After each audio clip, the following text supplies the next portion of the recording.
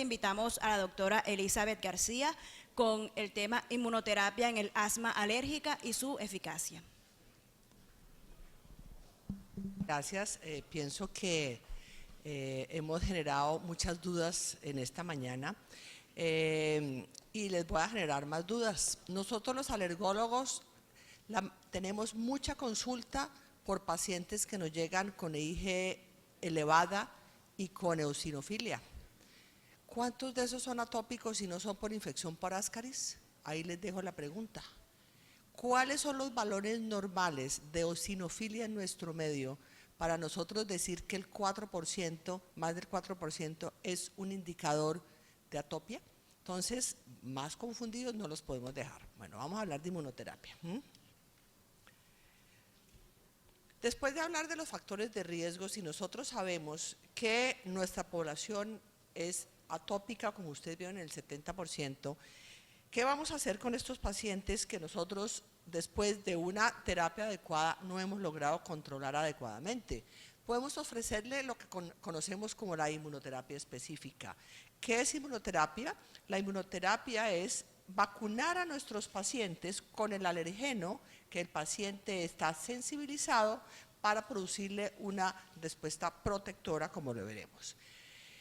Para esto necesitamos demostrar que el paciente sí tiene una IgE específica, porque necesitamos saber con qué vamos a iniciar inmunoterapia, la relación entre la sintomatología y la presencia de IgE específica. Un marcador solo no sirve para nada. El 30% de la población está sensibilizada sin tener síntomas. Como yo le digo a mis pacientes, no nos cogemos 100 pacientes sanos aquí en la playa y le hacemos un marcador de IgE específica para ácaros y el 30% son positivos y nunca han tenido ni sibilancias ni han tenido, como dicen acá, en la costa reuma. Entonces es muy importante interpretar los datos con la sintomatología del paciente, depende de la severidad y la duración de los síntomas. Si yo tengo un niño de 4 años que lleva 3-4 meses con posibles síntomas de rinitis y asma, ese paciente yo no le voy a hacer inmunoterapia. Entonces hay que evaluar integralmente esto. Lo mismo la respuesta a la terapia farmacológica. Hay pacientes que están contentos con su terapia farmacológica, usted no le hace inmunoterapia, pero los pacientes, uno de los problemas en la adherencia terapéutica, están aburridos, están cansados y tiene otra opción que los pudiera controlar mejor. También que haya unas buenas vacunas que estén disponibles y que estén estandarizadas, porque desafortunadamente sobre la alergia también hay un mito, hay muchos médicos que no son especialistas, que hacen pruebas cutáneas, que hacen inmunoterapia con extractos no estandarizados y no tienen ni la experiencia porque no están entrenados para interpretar el resultado de unas pruebas. Considerar en aquellos pacientes que no quieren estar en tratamiento farmacológico, lo que les hablaba, considerar a aquellos pacientes con efectos colaterales al tratamiento farmacológico. Vamos a hablar de ácaros porque, como les mostré en la conferencia mía anterior, la sensibilidad en Colombia es muy alta, entonces me voy a centrar en la inmunoterapia con ácaros. Ya se los mostré, la quise repetir, ¿sí? Para saber de qué es lo que estamos hablando. Entonces, ¿cómo funciona la inmunoterapia? Afortunadamente, Iván estuvo hablando un poco de la respuesta inmune y de TH2, pero la inmunoterapia, ¿qué busca? Vamos viendo aquí los bastoncitos rojos. El paciente con inmunoterapia en un momento dado pues tiene la alteración tanto en su respuesta a TH2, pero al poner los alergenos, ¿qué quiere decir? Ponemos cantidades de ácaros, ¿sí?, a los cuales el paciente está sensibilizado en dosis conocidas menores que la cantidad que el paciente está sensibilizado, para que su respuesta no sea alérgica, sino sea una respuesta reguladora. Aquí vemos que las células T reguladoras son las protagónicas en la respuesta protectora en la inmunoterapia. ¿Qué hace esta respuesta protectora? Hace que los pacientes se disminuya la producción de inmunoglobulina E a través de la interleuquina 10 y el TGF-beta, produciendo principalmente anticuerpos de tipo IgG4. Al mismo tiempo, estas citoquinas reguladoras disminuyen la producción de IgE también, disminuyendo entonces también la producción de eosinófilos, y también recordemos que las células dendríticas son importantes, entonces también a nivel de la respuesta innata, las células reguladoras están actuando, menos TH2, menos linfocitos T y menos respuesta en las células dendríticas. Esto es el efecto de la inmunoterapia.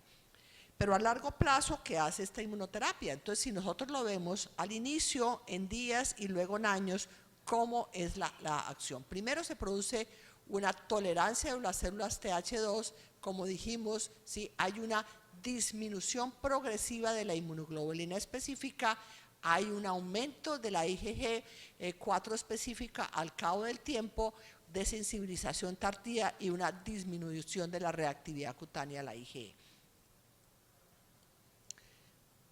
Perdón, aquí ¿qué me pasó?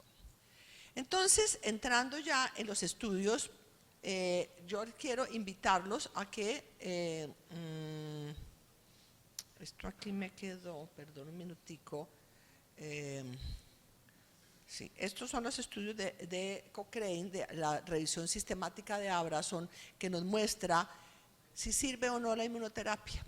Entonces, los que aquí manejan epidemiología o los que no manejan epidemiología, nosotros estamos viendo acá que definitivamente, comparando todos los estudios, Abramson ha hecho estas revisiones sistemáticas más o menos en los últimos 16, 17 años, y cada vez introduce más artículos y vemos que definitivamente en todos los estudios, ustedes ven que yo estoy hablando básicamente de los ácaros, porque quiero centrarme en esos, y este es la inmunoterapia versus placebo en el score de síntomas, o sea, cuántos pacientes mejoraron su sintomatología con la inmunoterapia. Aquí también lo estamos viendo en cuanto a su índice no específico de hiperreactividad bronquial, también vemos aquí que es importante. Vemos la heterogeneidad, que pues es importante, pero el índice no es malo de heterogeneidad. Eso quiere decir que estos estudios están bien hechos, y aquí vemos también las enfermedades sistémicas, que es como el miedo que la gente le tiene a la inmunoterapia, y vemos que no hay una diferencia estadísticamente significativa e importante de los efectos adversos de la inmunoterapia. Me voy a centrar en estos artículos que los invito a que lo lean. Esto es las clínicas pediátricas las clínicas de Norteamérica de la alergia de febrero de este año. Es un suplemento muy completo que habla sobre la inmunoterapia. Los estudiantes que están aquí, por favor, revisen este suplemento, donde vemos que habla de la inmunoterapia no solamente para asma y rinitis, para alimentos, etcétera. Los invito a que lo revisen. Entonces, como en la literatura poco encontramos la comparación de la inmunoterapia sublingual y subcutánea, nosotros como alergólogos queremos saber realmente si hay estudios que lo puedan comparar. No hay estudios cabeza a cabeza que comparen la inmunoterapia subcutánea con sublingual.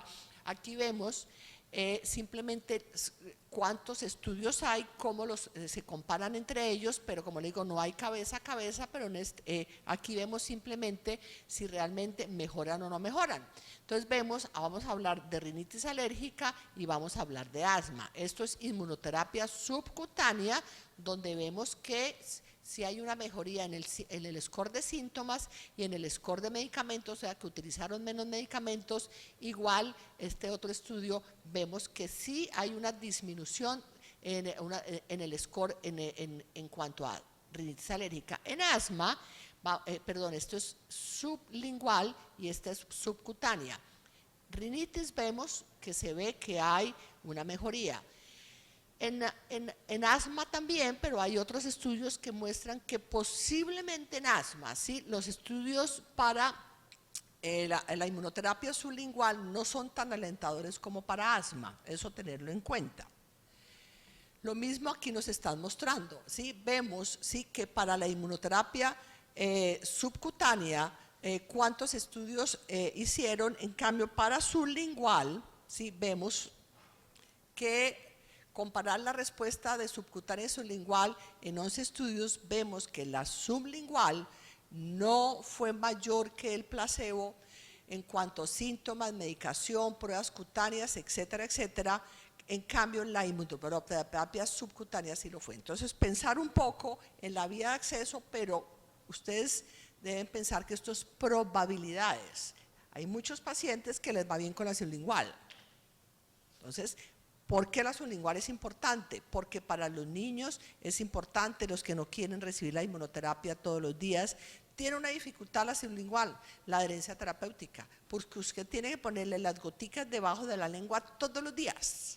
Todos los días, y vemos que los pacientes crónicos, si con los inhaladores, con medicamentos orales, dejan de usarlo, con la sublingual pasa exactamente lo mismo. Entonces necesita uno garantizar que el paciente se esté poniendo una inmunoterapia, que usted tiene que ponérsela todos los días para poder evaluar la efectividad. Las reacciones adversas, eso es también de las clínicas de Norteamérica, vemos que realmente son pocas. Todos los medicamentos pueden tener efectos adversos, pero las reacciones serias solamente se presentaron en el 0,4 por 10.000 y no se reportó ninguna muerte. La inmunoterapia subcutánea y sublingual, hay evidencias que muestran su efectividad en el tratamiento de la rinitis alérgica y el asma. La subcutánea y la sublingual modifican la respuesta alérgica, como vimos anteriormente. La ventaja de la sublingual es que tiene menos efectos adversos, ¿sí? Permite la aplicación en casa, que por ejemplo en la ciudad de Bogotá eso es una cosa buena, porque es que Bogotá la gente puede transportarse 4 horas para llegar a hacer su inmunoterapia. Aunque no se encuentran buenos estudios que comparen la inmunoterapia subcutánea y sublingual, las evidencias disponibles muestran que la subcutánea es superior a corto plazo. Ahí están las referencias. Pero, ¿cuál es el tipo de inmunoterapia que usamos en Colombia? Nosotros vemos también en la misma revista que cada vez lo que se trata con la inmunoterapia es modificar la alergenicidad y potenciar la inmunogenicidad de la vacuna para que funcione mejor y tenga menos eventos adversos. Entonces, cada vez se habla de la posibilidad de tener, por ejemplo, los alergenos recombinantes, la sublingual, como estábamos hablando. Estos son estudios muy interesantes, que es intralinfático, se lo ponen 3 veces al año en los ganglios linfáticos a nivel inguinal, con una muy buena respuesta. Epicutáneos, que es poner un parchecito. Entonces se están explorando otras vías de aplicación, y nosotros lo que utilizamos aquí en Colombia son el alergeno modificado, que es el alergoide y polimerizado. Esto no hay en Estados Unidos, esto es en Europa, es donde más se utiliza, y nosotros lo estamos utilizando. Aquí simplemente les voy a mostrar estudios de cómo con estos alergenos modificados, polimerizados, con ácaros. Mire, este es un estudio con ácaros en pacientes con asma. Este estudio nos muestra, ¿sí?, que con el alergoide, que es el tepigoide, que es uno de los laboratorios que lo usan, no le quité este pedazo, vemos que hay una diferencia estadísticamente significativa en test de provocación bronquial, que esto es interesante porque antes de empezar el estudio le hicieron una prueba de provocación bronquial con ácaros, es como la prueba metacolina, y hay una diferencia estadísticamente.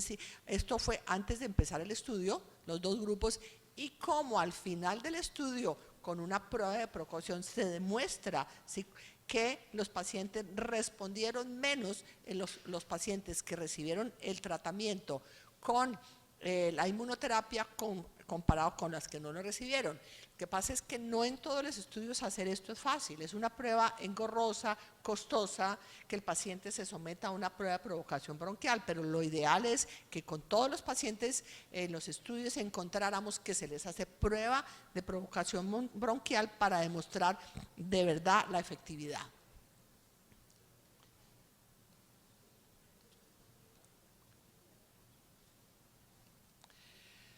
Las reacciones adversas fueron muy bajas. Esa es la ventaja de los polimerizados, que tienen menos reacciones adversas que los acuosos, porque la estadística que le mostré anteriormente, que los efectos sistémicos fueron 4 por 10.000, fueron con extractos acuosos, porque son estudios de Estados Unidos, que ellos usan eso en Estados Unidos. En cambio, con el polimerizado, nosotros vemos que no se presentaron realmente reacciones sistémicas, que esto es muy importante para nosotros que aplicamos los alergenos.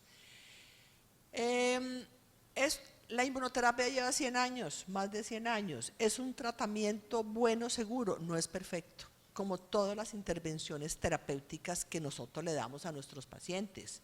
Doctor, ¿me voy a curar? Es lo que pregunta la gente. ¿Qué pasa a largo plazo? ¿Es posible? ¿Cuáles son los problemas que tenemos los alergólogos? Unificar las unidades. Cada país en Europa usa diferentes unidades alergénicas y en Estados Unidos. Cuando se sientan los expertos no saben unificar. Existe una relación dosis de respuesta y eficacia y seguridad. Esas respuestas aún 100 años después no las tenemos. La inmunoterapia con alergenos es segura y factible en pacientes polisensibilizados. Nosotros en nuestro medio no es tan importante la polisensibilización, pero en los países, por ejemplo, como Europa y Estados Unidos con estaciones, encuentra uno un paciente que es a los ácaros, pero es alérgico a las gramíneas y al polen del abedul en una estación. ¿Sirve la inmunoterapia en los pacientes possensibilizados? Hay unos estudios que dicen que sí, otros que no. Estos pacientes possensibilizados podría uno hacerlo con inmunoterapia subcutánea, pero no con inmunoterapia sublingual. La alternativa de inmunoterapia diferente existe como la intralinfática. Todavía faltan estudios para nosotros saber si sirve o no. Existen evidencias de la eficacia inmunoterapia a largo plazo y sus efectos preventivos. Se los voy a mostrar que eso sí hay estudios sobre este tema. Entonces, la primero que les mostré era la inmunoterapia en general en adultos y en niños, y en asma vemos, esto quiere decir ácaros, ¿sí? En este estudio se muestra que sí hay evidencia, ¿sí?, en los estudios de que hay una mejoría significativa dependiendo pues de estas escalas que se utilizan en los pacientes con asma en los niños. Previene nuevas sensibilizaciones. Esto es viejo, pero es muy importante. Como vimos en la diapositiva de que qué hace la inmunoterapia, modula en general la respuesta inflamatoria alérgica, predominando las células T reguladoras. Esta modulación de las células reguladoras hace que el paciente tenga menos sensibilizaciones. Entonces, si yo le pongo la inmunoterapia, tengo menos probabilidades que desarrolle alergia, por ejemplo, a los epitelios de animales, como lo vemos aquí en esta gráfica. También disminuye la progresión del asma. Esto es un estudio que se hizo en Italia. Esto es con pólenes de gramínea y pólenes en este momento no recuerdo el otro polen que hay en Italia, y les pusieron a niños con rinitis alérgica por 3 años, le hicieron la inmunoterapia subcutánea, lo suspendieron, la siguieron a los 5 años y luego la siguieron a 10 años. ¿Qué encontraron? Que los pacientes con síntomas de rinoconjuntivitis, aún 10 años después, como vemos acá, tenían menos síntomas de rinitis comparado con el grupo control, tanto a los 5 años como a los 10 años, y menor síntoma de conjuntivitis. Pero además, estos pacientes tuvieron menos probabilidad de desarrollar asma con un R-radio de 2.5. Esto es en la inmunoterapia del grupo control a los 5 años. Entonces, el otro tema, esto es a los 10 años. ¿Qué pasa 10 años después? El otro es un estudio más bonito porque es un estudio prospectivo, ¿sí? En este estudio también se muestra que la inmunoterapia 12 años después, como vemos acá, los pacientes continúan sin síntomas en este estudio que eran alérgicos a los pólenes. Entonces, con esto concluimos que la inmunoterapia es el único tratamiento disponible que altera la historia natural de la enfermedad alérgica. Gracias.